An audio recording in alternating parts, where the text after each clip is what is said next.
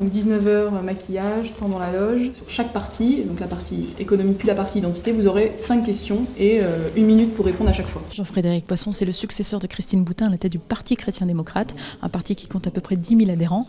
Ça pèse pas lourd, mais compte bien s'imposer lors du débat de la droite et du centre. Je vais me faire entendre comme je fais d'habitude, c'est-à-dire avec la force des convictions que je porte. Et justement, pour parler de ses convictions, nous l'avons retrouvé à sa permanence de Rambouillet. J'en ai fait plusieurs des bureaux de politique, et c'est la première fois que je vois ça, Ah oui, clairement sur le bureau. bah oui, c'est ma vie.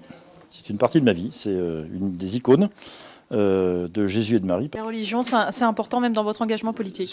C'est important dans ma vie tout court, donc également dans ma vie politique. La religion catholique qui lui fait dire ça, contrairement à certains de ses concurrents. La polémique sur le burkini, vous par exemple, vous en pensez quoi?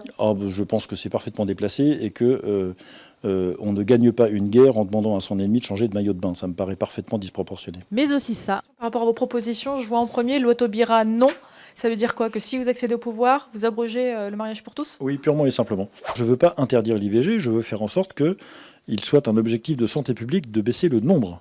Est-ce qu'il faut inscrire les racines chrétiennes de la France dans la Constitution? Bien sûr, parce que c'est notre histoire qui le dit. Est-ce que c'est pas mettre de côté une bonne partie des Français? Je viens de vous dire que non, puisque que les Français soient croyants ou pas, chrétiens ou non, agnostiques ou tout ce que vous voulez, ils profitent de la conception que nous avons héritée de la pensée chrétienne. Celui qui pense que la droite devrait dialoguer avec le Front National va donc essayer de faire valoir sa pensée chrétienne ce soir lors du premier débat de la primaire de la droite et du centre.